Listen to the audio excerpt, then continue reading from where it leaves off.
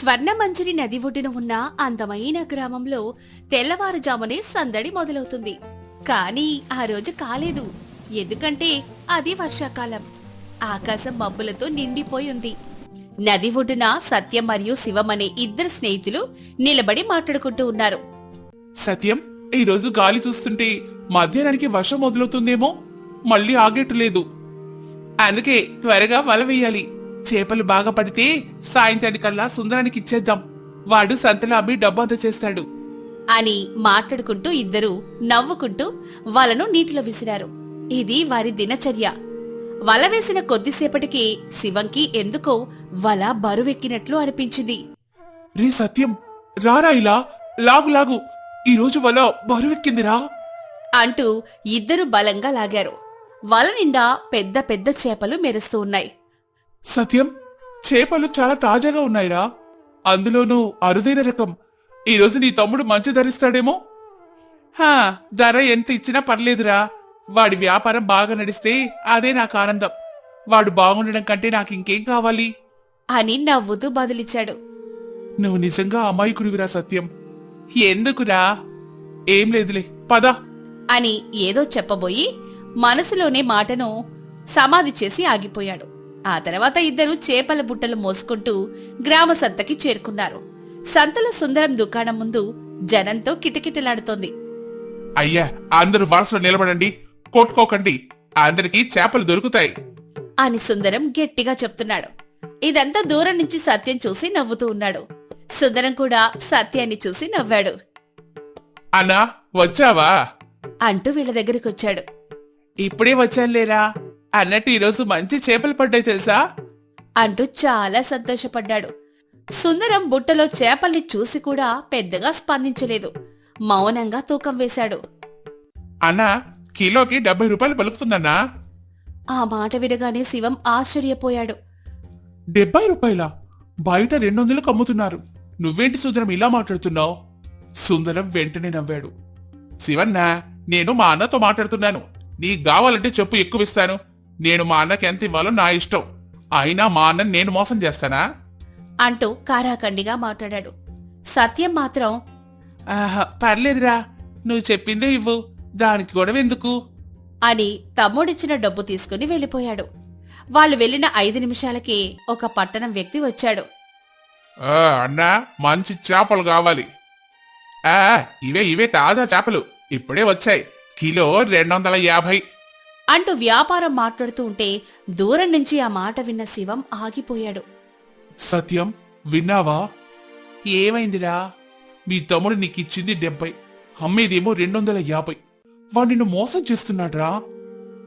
సత్యం చిరునవ్వు నవ్వుతూ, వ్యాపారంలో ఖర్చులుంటాయి కదా శివం, మనం కేవలం ధర మాత్రం చూస్తే ఎలా చెప్పు?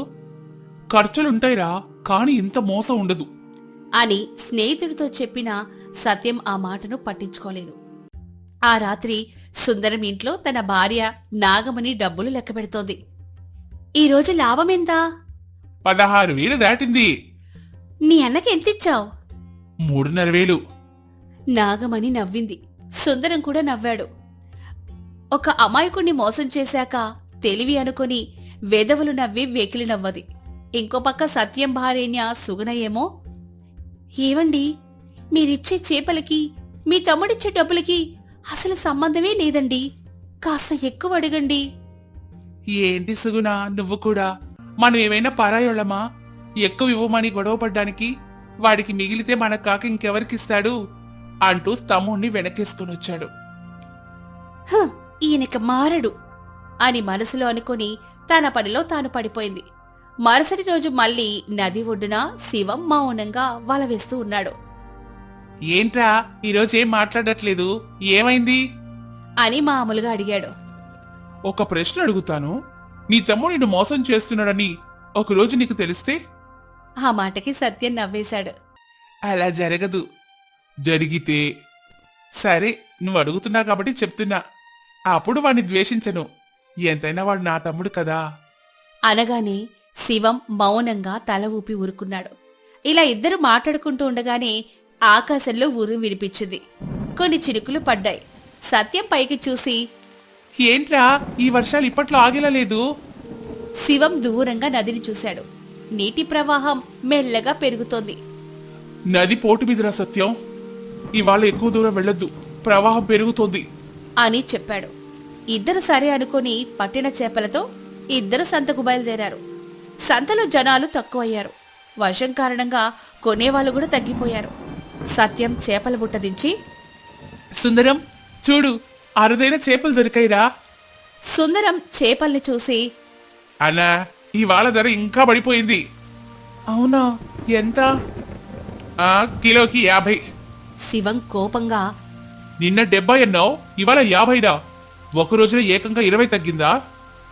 వర్షం పడుతోంది, సంతలో ధర నా చేతిలో లేదుగా. ఇద్దరూ డబ్బులు తీసుకుని ఎవరింటికి వాళ్ళు వెళ్ళిపోయారు.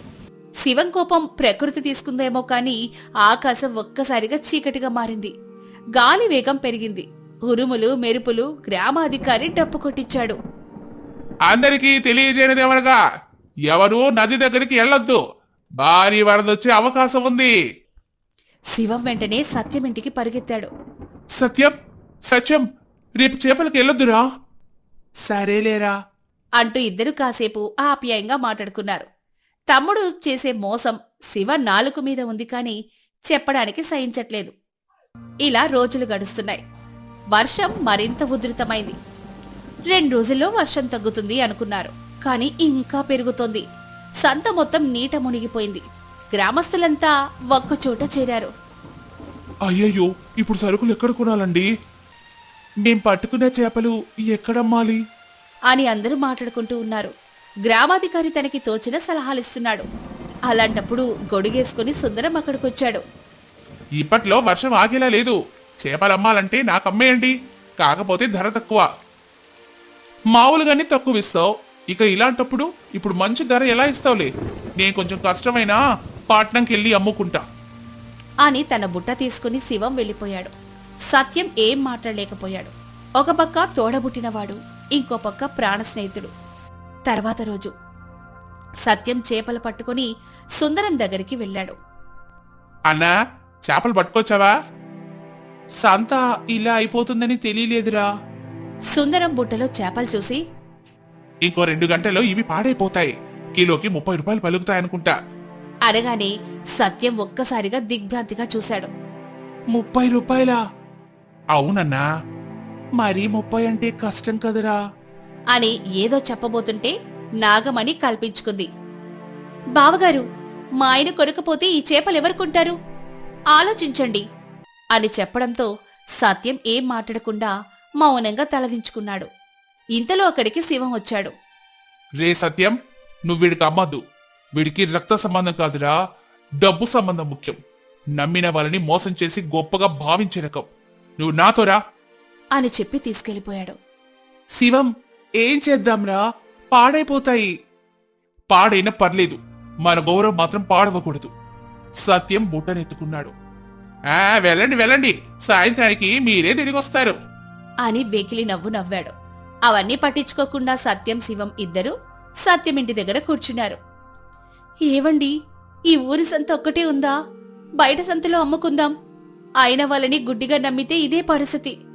అతని గురించి వదిలేయండి, పక్క ఊరి సంతలో వీలవుతుందేమో కనుక్కోండి అనగానే శివం, అవును చెల్లెమ్మా, సరిగ్గా చెప్పావు. ఏంటి ఆలోచిస్తున్నావు? పద అంటూ ఇద్దరు పడవలో పక్క గ్రామానికెళ్లారు. కాని అక్కడ కూడా అదే పరిస్థితి. సంత లేదు. సత్యం నిస్సహాయంగా శివం వైపు చూశాడు. నువ్వు చెప్పిందే నిజమైందిరా శివం, వాడు నన్ను మోసం చేస్తున్నాడు అని మాట్లాడుకుంటూ గ్రామం మధ్యలో ఉన్న భారీ మర్రి చెట్టు దగ్గరకొచ్చారు.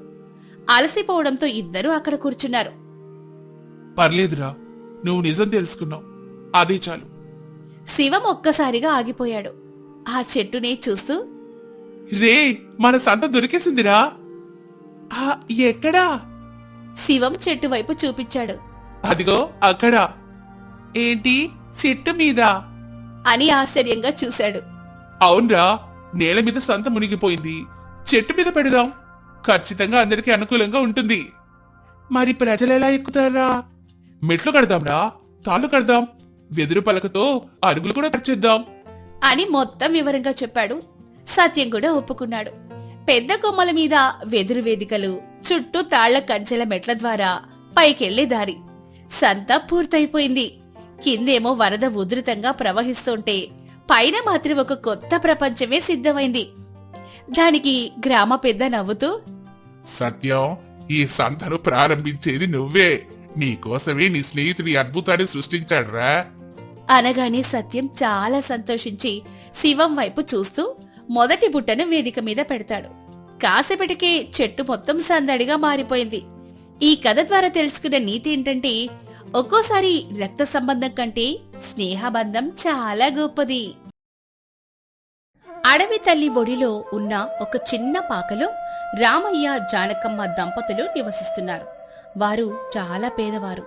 అడవిలో దొరికే తేనె, అడవి పండ్లు, అమూల్యమైన మూలికలను సేకరించి వాటిని ఊరి జనానికిచ్చి బదులుగా తమ తినడానికి ధాన్యము, కూరగాయలు తీసుకోవడం వారి రోజువారీ అలవాటు. కాని కాలం ఎప్పుడూ ఒకేలా ఉండదు కదా. తీవ్రమైన ఎండలు ముగిసి వర్షాకాలం మొదలైంది. ఆకాశం నుంచి కురిసిన వానల వల్ల అడవి అందాలు చీగురించాయి. కాని అడవిలో రామయ్య కమ్మడానికి ఏ విధమైన పండ్లు దొరకడం లేదు. ఒకనాడు ఉదయం వర్షం కొంచెం తగ్గిన తర్వాత రామయ్య అడవి నుంచి ఖాళీ గంపతో తిరిగొచ్చాడు. ఏవండి, ఇవాళ కూడా అడవి నుంచి ఖాళీ చేతులతోనే వచ్చారా? అవును జానకమ్మ, అడవిలో ఎక్కడ వెతికినా ఒక్క పండు కూడా దొరకడం లేదు. తేనె పట్టు పెట్టి ఉందామంటే వర్షంకి చెట్లు ఎక్కడం వీలు కావట్లేదు. మరిప్పుడు ఎలా అండి? మన దగ్గర రేపటికి తినడానికి ధాన్యం కూడా లేదు. ఊర్లోకి వెళ్లి ఎవరైనా ధాన్యం అడుగుతారా? నేను ఊర్లోకెళ్లి వ్యవసాయదారులని అడుగుదామని ఆలోచిస్తున్నాను జానకమ్మ. ఏవైనా కూరగాయలు కూడా దొరికితే తెస్తాను. సరేనండి, త్వరగా వెళ్ళిరండి. వర్షం మళ్ళీ మొదలయ్యేలా ఉంది. రామయ్య ఆశగా ఊరిలోకి బయలుదేరాడు. రామయ్య ఊరి సోమయ్య దగ్గరికి వెళ్ళాడు. సోమయ్య గారు, నమస్కారం అండి. ఈ వర్షాల వల్ల అడవిలో పండ్లు, తేనె దొరకడం లేదు. నా దగ్గర ఇప్పుడు బదులుగా ఇవ్వడానికి ఏమీ లేదు. కాస్త ధాన్యం, 4 కూరగాయలిస్తే రేపు అడవిలో తేనె దొరకగానే ముందు మీ ఇంటికే తెచ్చిస్తానండి. అయ్యో రామయ్య, నీ మంచితనం నాకు తెలుసుగా. కానీ నేను మాత్రం ఏం చేయమంటావు చెప్పు. మా పొలాల్లోనే వరద నీరు వచ్చి ముంచేసింది. మా దగ్గరే కూరగాయలు లేవు. పక్క ఊర్లో జరిగే సంతకెళ్ళి ఎక్కువ ధరలు పెట్టి కొనుక్కొని వచ్చాం. సంతలో కూరల ధరలు కూడా మండిపోతున్నాయి. అలాంటప్పుడు నీకు ఉచితంగా కానీ బదులుగా కానీ ఎలా ఇవ్వగలను రామయ్య? సోమయ్య గారు, మా కొన్ని కూరగాయలు ఇస్తే కూడా చాలండి. క్షమించు రామయ్య, ఇప్పుడున్న పరిస్థితుల్లో నేను నీకు సాయం చేయలేను. ధనం ఇస్తే తప్ప సంతలో కూడా సరుకివ్వరు నాకు. నువ్వు కూడా ధనం తీసుకుని సంతకెళ్ళి కొనుక్కో. రామయ్య మనసులో చాలా బాధ కలిగింది. రామయ్య తిరిగి చిన్న పాక వైపు నడిచాడు. ఆ రాత్రి రామయ్య, జానకమ్మ కుండలో ఉన్న అన్నంలో కొంత నూనె, పచ్చడి కలుపుకొని తిన్నారు. ఆ రాత్రి వర్షం చాలా గట్టిగా కురిసింది. మరుసటి రోజు ఉదయం రామయ్య ఎప్పటిలాగే తన గంపని చేతిలోకి తీసుకుని అడవిలోకి వెళ్ళాడు. అడవిలో తడిమట్టి నుంచి ఒక కొత్త వాసన వస్తోంది. రామయ్య పెద్ద చెట్ల నీడన గమనించగా అక్కడ తెల్లటి పుట్టగొడుగులు మొలుచున్నాయి. వాటిని చూసిన వెంటనే రామయ్యకి తన చిన్నప్పుడు తన నాయనమ్మ వండిన పుట్టగొడుగుల కూర రుచి గుర్తుకొచ్చింది. అబ్బా, ఎంత అందంగా తెల్లగా ఉన్నాయి. అడవి తల్లి ఈరోజు మాకు ఆకలి తీర్చడానికి ఈ ప్రసాదాన్నిచ్చింది. దీంతో జానకమ్మ ఈరోజు మంచి కూర వండుతుంది. రామయ్య సంతోషంగా ఆ పుట్టగొడుగులు తీసుకుని పరుగు పరుగున తిరిగింటికొచ్చాడు. హేవండి, ఇవి అడవిలో పుట్టే గొడుగులు కదా? అవును జానకమ్మ, మా బామ్మ చిన్నప్పుడు దీంతో అద్భుతమైన కూరుండేది.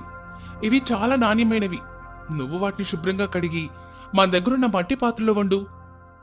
సరేనండి, ఇప్పుడే వాటిని స్వచ్ఛమైన నీటితో కడిగి మన దగ్గరున్న మిరియాలు, వెల్లుల్లి, నూనె వేసి వంట మొదలెడతాను. మీరలా కూర్చోండి. జానకమ్మ పుట్టగొడుగులను శుభ్రంగా కడిగి మట్టి పాత్రలో మితమైన వేడి తగిలించి వండింది. రామయ్య, జానకమ్మ కంచెల్లో వేడి వేడి అన్నంలో ఆ పుట్టగొడుగుల కూర వేసుకుని తినడం మొదలెట్టారు. అబ్బా జానకి, ఎంత గొప్ప రుచి! మా బామ్మ వండిన రుచిలాగే ఉంది. ఈ పొట్టుగొడుగులు చాలా మెత్తగా కమ్మగా ఉన్నాయి. అవునండి, అడవిలో దొరికి ఈ పుట్టగొడుగుల్లో ఇంత ఉందని నాకు తెలీదు. మన దగ్గర కూరగాయలు లేకపోయినా అడవి తల్లి మనకి అమృతాన్నిచ్చిందండి. నిజమే జానకమ్మ, రేపు కూడా నేను అడవిలోకెళ్ళి మరికొన్ని పుట్టగొడుగులు తెస్తాను. మరోసారి కూర తినాలని ఆశగా ఉంది. మరుసటి రోజు ఉదయం కూడా రామయ్య అడవిలోకి వెళ్ళాడు. వర్షానికి కొత్తగా మొలిచిన మరికొన్ని తెల్లటి నాణ్యమైన పుట్టగొడుగులు దొరికాయి. జానకమ్మ దగ్గరకొచ్చి వాటినిచ్చి తన మనసులో ఉన్న కొత్త ఆలోచనని చెప్పాడు. జానకమ్మ, నిన్న మనం వండిన కూర చాలా రుచిగా ఉంది కదా, నాకు కొత్త ఆలోచన వచ్చింది. నీవు దీంతో బిర్యానీ చేయగలవా? దీంతో బిర్యానీ వండితే ఇంకా గొప్ప రుచి వస్తుందని నాకు అనిపిస్తోంది. బిర్యానీనా? అందుకు నాణ్యమైన మసాలాలు, లవంగాలు, యాలకులు, కొత్తిమీర కావాలి కదా. మన దగ్గర కొన్ని దినుసులు మాత్రమే ఉన్నాయండి. పర్లే జానకమ్మ, మన దగ్గర ఉన్న కొంచెం నాణ్యమైన మసాలాలు, మిరియాలు గట్టిగా దంచు. ఆ పుట్టగొడుగులను కాస్త వేయించి దానితో పాటు మట్టి కుండలో వేసి కట్టిపెట్టు. కట్టెల పొయ్యి వేడి మీద ఆవిరికి ఉడికితే బిర్యానీ రుచి అద్భుతంగా ఉంటుంది. సరేనండి, ఇప్పుడే ఆ వంటకం సిద్ధం చేస్తాను. జానకమ్మ మట్టి కుండలో పుట్టగొడుగుల బిర్యానీ వంట మొదలెట్టింది. కట్టెల పొయ్యి నుంచి వచ్చిన పొగతో మట్టి కుండ తడికి ఆ మసాలాల సువాసనలకి చుట్టుపక్కల అడవి గాలి కూడా తీయగా మారిపోయింది. వంట పూర్తయింది. జానకమ్మ మట్టి కుండ మూత తీయగానే, అబ్బా, ఏం గుమ్మగుమ్మలు! జానకమ్మ, ఈ వాసన చూస్తుంటేనే కడుపు నిండిపోతుంది. ఇదిగోండి వేడి వేడి పుట్టగొడుగుల బిర్యానీ. కంచంలో వేస్తాను, త్వరగా తిని ఎలా ఉందో చెప్పండి. జానకమ్మ ఆ బిర్యానీ వడ్డించింది. ఓహో, అద్భుతం! అమృతం! ఈ పుట్టుగొడుగుల బిర్యానీ రుచి ముందు ఏ కోడి మాంసం రుచి సరిపోదు. అలా దంపతులిద్దరూ సంతోషంగా బిర్యానీ తినేటప్పుడు ఆ పాకదాన నుంచి ఒక పెద్ద మనిషి నడుచుకుంటూ రావడం కనిపించింది. అతను పక్క ఊరికి చెందిన బట్టల వ్యాపారి సుందరం. అతను తలపై పెద్ద మూట మోస్తూ బాగా అలసిపోయి శ్వాస సరిగ్గా అందక రామయ్య పాక దగ్గర ఆగాడు. అయ్యో భగవంతుడా, ఇంక నడవడం నా వల్ల కావట్లేదు. ఎవరున్నారింట్లో? కాస్త తాగడానికి స్వచ్ఛమైన నీళ్ళిస్తారా? ప్రాణం పొయ్యేలా ఉంది. సుందరం మాటలు విని, అయ్యా, ఇదిగోండి నీళ్లు తాగండి. ముందు నిమ్మలంగా ఊపిరి తీసుకోండి. సుందరం నీళ్లు తాగి ఇలా అంటాడు. నేను పక్క ఊరి బట్టల వ్యాపారి సుందరాన్ని. ఈ అడవి త్రవి గుండా బట్టల బస్తా మోస్తూ వస్తున్నాను. పొద్దున్నే బయలుదేరాను. దారిలో ఏ భోజనశాల లేదు. ఆకలితో కడుపు మండిపోతోంది. ఒంట్లో అస్సలు ఓపిక కూడా లేదు. తినడానికి మీ దగ్గర ఏమైనా అన్నం ఉంటే పెట్టండి అయ్యా, పుణ్యం ఉంటుంది. అయ్యా, ఆకలి బాధ ఎలా ఉంటుందో మాకు బాగా తెలుసు. మా దగ్గర ఇప్పుడే వండిన వేడి వేడి పుట్టగొడుగుల బిర్యానీ ఉంది. మీరేమి అనుకోకపోతే మా పేద ఇంట ఆ భోజనం స్వీకరించండి. సుందరం ఆకలితో ఆ పుట్టగొడుగుల బిర్యానీని తిన్నాడు. ఒక్క ముద్ద నోట్లో పెట్టుకోగానే అతని కళ్ళు ఆశ్చర్యంతో వెలిగాయి. గబగబా కంచమంతా ఖాళీ చేసేశాడు. అబ్బా, ఇదే రుచి! నేను పట్నంలో ఎన్నో గొప్ప భోజనశాలకు వెళ్ళాను. ఎన్నో పిండి వంటలు తిన్నాను. కానీ ఈ పుట్టగొడుగుల బిర్యానీ రుచి ముందు ఏదీ సాటిరాదు. ఆ వాసన, మసాలాల గుబాలింపు నా అలసటంతా ఒక్క నిమిషంలో ఎగిరిపోయింది. నిజంగా మీరు పుణ్యాత్ములయ్యా. ధన్యవాదాలండి. మీ ఆకలి తీరింది, మా మనసు నిండింది. మాకు అంతకంటే భాగ్యమేముంది? రావయ్య, నా ఆకలి తీర్చినందుకు నా కృతజ్ఞతగా ఈ దోవతి, ఈ చీరను స్వీకరించండి. ఇవి నేను నేయించిన ఉత్తమమైన వస్త్రాలు. అయ్యో వద్దు బాబు, ఒక పూట అన్నం పెట్టినందుకు ఇంత విలువైన వస్త్రాలు మాకొద్దు. అది ధర్మం కాదు. లేదు రామయ్య, మీరు దీన్ని నిరాకరించకూడదు. ఇది నా ఆత్మీయమైన కానుక రామయ్యా. సుందరం ఎంత చెప్పినా రామయ్య వినడు. అప్పుడు సుందరంకి ఒక ఆలోచన వస్తుంది. ఎంత గొప్ప రుచిగల పుట్టగొడుగుల బిర్యానీ వండే నేర్పు మీ దగ్గరుంది కదా. నువ్వు ఊరి వీధిలో ఒక చిన్న భోజనశాల పెట్టొచ్చు కదా. భోజనశాలనా బాబు? దానికి ఎంతో ద్రవ్యం కావాలిగా. మా దగ్గర అంత డబ్బు లేదు. ధనమా? దానికి నువ్వు చింతించకు రామయ్యా. నేను కొంత ద్రవ్యం పెట్టుబడిగా ఇస్తాను. ఇదిగో, దాంతో నువ్వు ఒక మంచి భోజనశాలని నిర్మించు. అక్కడ ఈ పుట్టగొడుగుల బిర్యానీ అమ్ము. ఖచ్చితంగా జనం నీ దగ్గరికే వస్తారు. అమ్మో, వద్దు బాబు, వద్దు. ఒకవేళ వ్యాపారం కొనసాగకపోతే మీ ద్రవ్యాన్ని నేను తిరిగి ఎలా చెల్లించగలను? వద్దు బాబు, నాకంత ధైర్యం లేదు. రావయ్యా, ఇది అప్పు కాదు. ఒక మిత్రుడు ఇంకొక మిత్రుడికి ఇచ్చే ప్రోత్సాహం అనుకో. నాకు మీ రుచి మీద, మీ నిజాయితీ మీద 100% నమ్మకం ఉంది. వ్యాపారం ఖచ్చితంగా సాగుతుంది. నువ్వు సంపాదించిన తర్వాత మెల్లగా నా ద్రవ్యాన్ని నాకు తిరిగివ్వు. సుందరం రామయ్యని ఆశీర్వదించి వెళ్ళిపోయాడు. రామయ్య చేతిలో ఉన్న ధనసంచి వైపు చూస్తూ ఒక క్షణం నిశ్శబ్దంగా ఉండిపోయాడు. అతని కళ్ళల్లో ఆనంద బాష్పాలు రాలాయి. జానకమ్మా, చూసావా ఈ వింతను? నిన్న రాత్రిపూట తిండి లేక ఏడ్చాం. ఇవాళ దేవుడు సుందరం గారి రూపంలో వచ్చి మన జీవితాన్ని మార్చేసి దారి చూపించాడు. అవునండి, సుందరం గారు చాలా గొప్ప మనిషి. ఆయనిచ్చిన ద్రవ్యంతో మనం నిజాయితీగా భోజనశాల పెడదాం. చుట్టుపక్కల గ్రామాల ప్రజలందరికీ మన పుట్టగొడుగుల బిర్యానీ రుచి చూపిద్దాం. రామయ్య, జానకమ్మలు సుందరమిచ్చిన ద్రవ్యంతో ఒక భోజనశాలను నిర్మించారు. ఒక మధ్యాహ్నం వేళ భోజనశాలంతా జనంతో కిక్కిరిసిపోయింది. రామయ్య ఆకుల్లో వేడి వేడి బిర్యానీ వడ్డిస్తున్నాడు. రామయ్య, బిర్యానీ రుచి నిజంగానే అద్భుతం. ఇన్నాళ్ళుగా మేము మంచి బిర్యానీ కోసం పట్నం వెళ్ళి ఎక్కువ ధరలు పెట్టి తినేవాళ్ళం. కానీ నీ దయ వల్ల మన ఊర్లోనే మంచి బిర్యానీ తినే భాగ్యం దొరికింది. ధన్యవాదాలండి. ఇదంతా అడవి తల్లిదయ్యా. నా భార్య వంట నేర్పు. ఈ బిర్యానీ తింటే రోజంతా శ్రమ చేసిన అలసట తెలియడం లేదు. రేపు మా చుట్టాలను కూడా ఇక్కడికి తీసుకొస్తాను.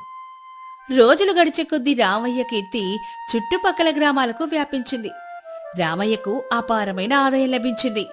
కాని అతని మనసులో గర్వం అస్సలు ప్రవేశించలేదు. అతను ప్రతిరోజు వచ్చే లాభంలో కొంత ద్రవ్యాన్ని వేరుగా ఒక పెట్టెలో దాచేవాడు. అది సుందరం గారికి తిరిగి ఇవ్వాల్సిన ద్రవ్యం.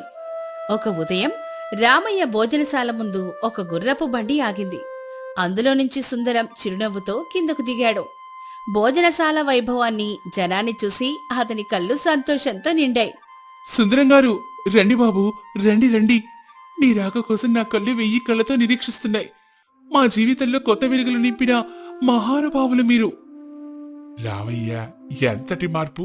నీ శ్రమ, నీ నిజాయితీ ఇవాళ ఇంత పెద్ద వ్యాపారంగా మారింది. నేను ఆ రోజే చెప్పాను కదా, మీ పుట్టగొడుగుల వ్యాపారం, మీ పుట్టగొడుగుల బిర్యానీ రుచి గురించి. ఇవాళ సుందరగిరంతా నీ పుట్టగొడుగుల బిర్యానీ గురించే మాట్లాడుకుంటున్నారు.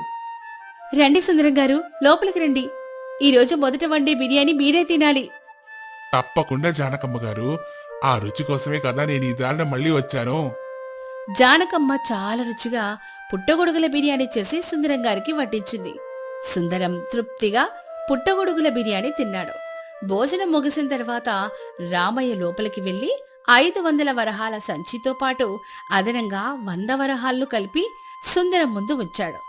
సుందరం గారు, మీరు నాకు ఇచ్చిన 500 వరహాలు ఇవిగోండి. దాంతోపాటు నా కృతజ్ఞతగా మరో 100 వరహాలను కూడా స్వీకరించండి.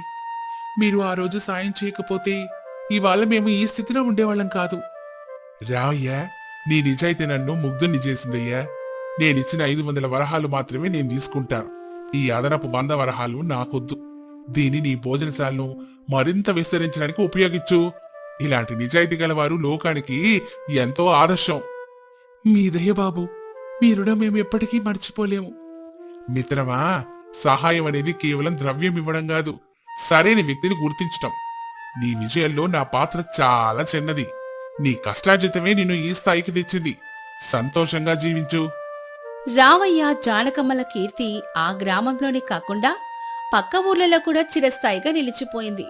పుట్టగొడుగుల బిర్యానీ ద్వారా వారు ఎందరికో ఆదర్శంగా నిలిచారు. మరి ఈ కథ ద్వారా మనం తెలుసుకున్న నీతేంటో తెలుసా?